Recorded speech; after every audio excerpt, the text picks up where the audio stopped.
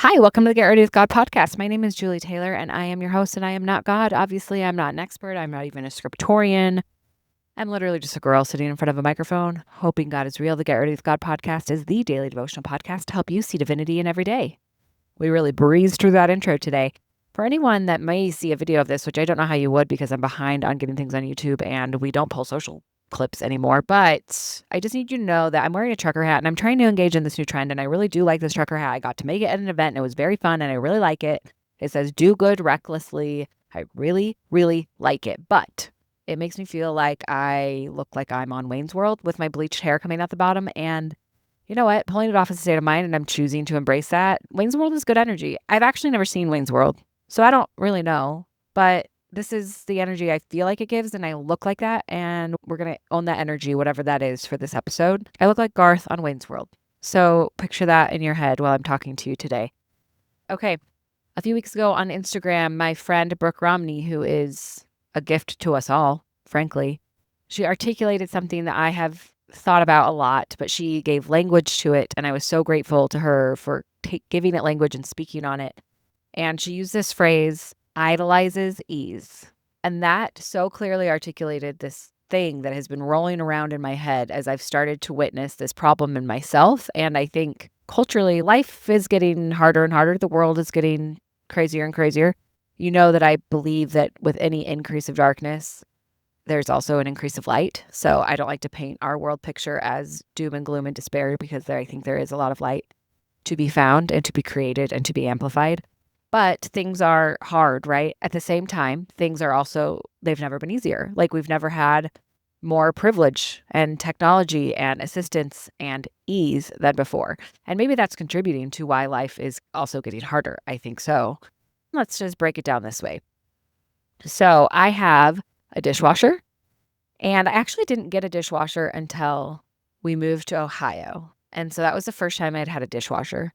And we had 3 kids by that point. And I remember when we got a dishwasher just feeling like, wow, I have so much more time than I used to have. And then we have washer and dryer, right? And think about how long it used to take people to wash their clothes. I don't know. I've never lived without a washer and dryer. But I would imagine quite a while. And then when we lived in Connecticut, we got one of those robot vacuums, like a Roomba. And I had 3 young children and no dog, and we lived in the woods, so there was just always like dirt and stuff and food on the ground. And we got that robot vacuum, and I like noticeably had more time in my life.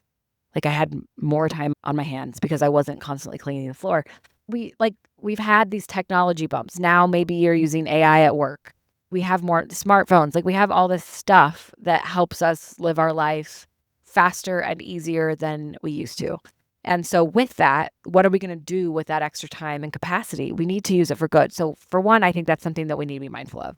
As technology continues to advance, as certain parts of our life continue to get easier because of the assistance we have through dishwashers, washing machines, robot vacuums, whatever else you have, as those things increase, I think we have a responsibility to be mindful about the increase in time and capacity that's giving us, and we need to make sure that we are allocating that to something good and productive rather than squandering it on dumb stuff like I know I'm guilty of.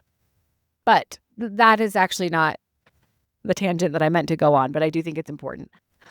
But when Brooke said idolizes ease, it to me articulated this thing that idolizes. We prioritize, we worship ease like it's the best thing that's ever happened to us, to the point where certain parts of life have gotten so easy now and so comfortable that we almost have to electively engage in discomfort. We almost have to electively take on challenges and hardship. And sometimes life gives them to you. But I think one of the reasons that I like to exercise so much is because I work a 9-to-5 office job. I'm like sedentary most of the day.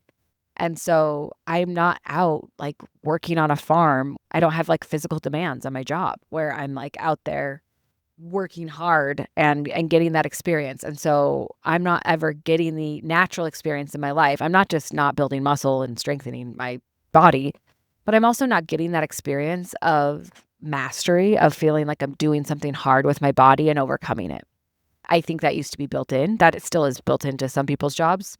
but that's not built into my life. And so I have to electively choose to go do really hard things physically so that I can have that experience and build my resilience that way. And I think that's also happening emotionally with our focus, with our endurance and resilience in general. We almost have to choose to electively build that skill. Because if we want to, we can almost always opt out of it now. We can almost always opt out of hard things. And obviously, there's going to be tragedies and trials and things that are thrown at us that we don't have control over, that we don't really have a choice but to engage in. But a lot of the things that used to build endurance and resilience are now optional. I worry that we idolize ease in a way that we are choosing to constantly opt out of discomfort. And the result of that looks like zero resilience, emotionally or physically, zero endurance, emotionally or physically. And not only does that create problems for a lot of reasons, but it's also robbing people of the experience of resilience and perseverance, which are very fulfilling, rewarding experiences. Doing something hard is fulfilling and rewarding and brings a type of confidence and joy that ease never can. As a parent, this is really tricky because I think we just want to make things better for our kids always, and we want them to have an easy life. But what I think we fail to realize is that an easy life isn't necessarily a happy life. And that by trying to give our kids the best shot, like the intentions are good, we're just trying to give them the best of everything and protect them and keep them safe and happy. But we're robbing them from developing the very skills that will bring them actual happiness and they'll actually create fulfillment and joy in their life. And I think it's really hard to electively let your child do something that is hard or that might cause them to suffer. It's hard. We just want to protect them and save them. But I always think about God as a parent. If you think of heavenly parents, they are watching us every day do really hard things and they don't save us from it. And they are God. So don't you think they would if they could, or they would if they thought that was what's best for us? Like, I believe in a God who loves me, knows me, and truly wants what's best for me. If God is a perfect parent and he is modeling for me, allowing hard things to happen to me, then we have to understand that that must be the best way to parent, not just our children, but ourselves. And so when we go through hard things or when we're doing really hard things or we're really uncomfortable and we think, God, why are you allowing this? I think it can be argued that these are the things that are bringing us closer to deep joy, peace, and fulfillment. So we can't rob our children of that, but we also can't rob ourselves of that. And with all of our modern advancements, it might get more and more to the point where we have to electively engage in exercise to build our physicality and that confidence in our abilities that we can overcome hard things physically. We might have to say yes to the job that is above our skill set and do the really uncomfortable thing of trying to stretch into that. We might have to say yes before we're ready. We might have to say yes to things that scare us. We might have to have the conversation that we'd rather avoid. Like, all of these things that we can choose to engage in or we can opt out will be the things that build resilience, perseverance, which lead to joy, peace, and happiness. And so I love my cozy bed. I love being safe. I love wrapping myself, literally and metaphorically, in the coziest blanket you've ever seen and opting out of anything I can. But I don't actually think that's the path. So I'm not saying we have to make our lives harder just for the sake of making them harder, but I do think that we might have to be a little bit more intentional about electively engaging in discomfort and electively engaging in hard things and consciously allowing that opportunity for our children as well. This is a parenting podcast now, but you didn't know. Never. I will never have a parenting podcast because I have no effing idea what I'm doing. Nobody does. But we're all hoping for the best and we're just trying to choose the right and share love. Okay, I love you. Bye.